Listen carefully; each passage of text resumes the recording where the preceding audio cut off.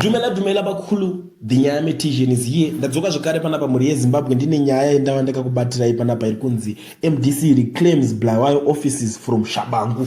Nyaya iyoyo yakabvira kudhara ichipisa. Ukatarisa maoffices iwayo eBulawayo akanga ari eMDC kubva kumashure uko. So pakazobva Nelson Chamisa akufoma yake political party inota Citizen Coalition for Change ndokubva vatanga kuenderera mberi nebasa vachishandisa maoffices iwayo eBulawayo. But panga pasina any problem because vanhu vakawanda vakakwanisa kuaccept nekunzwisisa zvinhu mafambisirwo azvaitwa. But chakazoitika ndekuti advocate Nelson Chamisa paakazosiya bato reCitizen Coalition for Change kwakabva kwa vanhu vaishanda ipapo office idzo vakabva vatanga kupenda vakati office iyi iri kuramba ichingotera Chamisa yaye blue Shabangu ndokuenda kumakoti akati munonyeba office iyoyi itori yeTPC yato yangu ndobva aibvisa blue yanga yaiswa vayadzokera vaipenda yellow. But zvichakadaro iko zvinezvi office idzi dziri kunzi dzaonekwa dzakapendwa red neface yaDouglas Monzora kureva kuti Monzora ndiye awina amuridzi wemaoffices iwayo. Office inenge ichingochinjwa chingo macolors so ameno ndomaitikiro ashiri kuitika ikoko. So iko zvinezvi office iri kunzi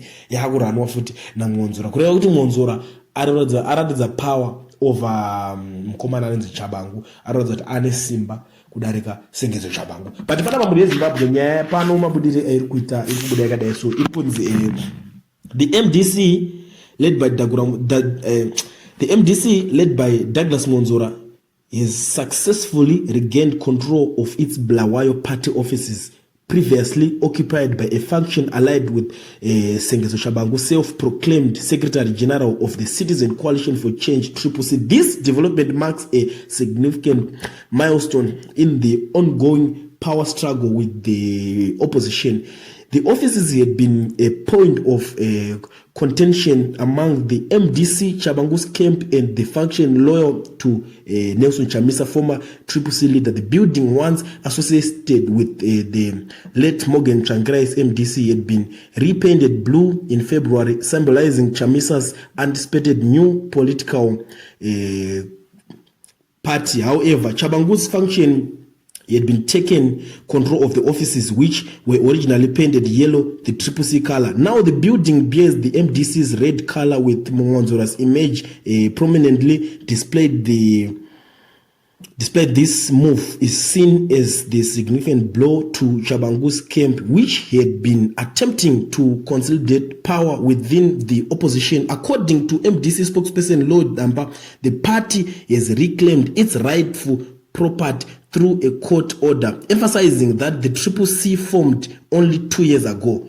Saka nyaya iripo ndikuzonzi munzi imi vano CCC yane 2 years chete. Saka maofisi aya aina 2 years. Office yane makore kureva kuti office unzi yakudzokera kuvaridzi chaiwo. Varidzi office iyi kureva kuti inenge iri MDC ndikuti ndoko zvakatangira. But vanhu ivava kuti vachidzosera office kuMDC pakatotora kunetsa because office iyoyo yakatobva kuMDC ichinzi isusu tiri vanhu vari loya kuna Chamisa saka tikuenda neoffice yedu. Vana Kupe nana Monzora vanga vasina basa nazvo zvinezvo.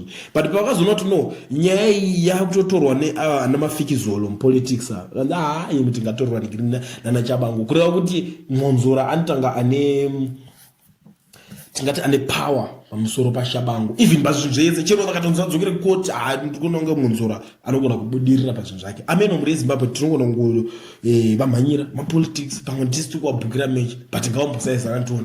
But ndonyaya ndanga kubatirai maoffices ndo zviri kuitoitika. Ameno kuti mimo magatarisa nyaya muri kuionawo sei?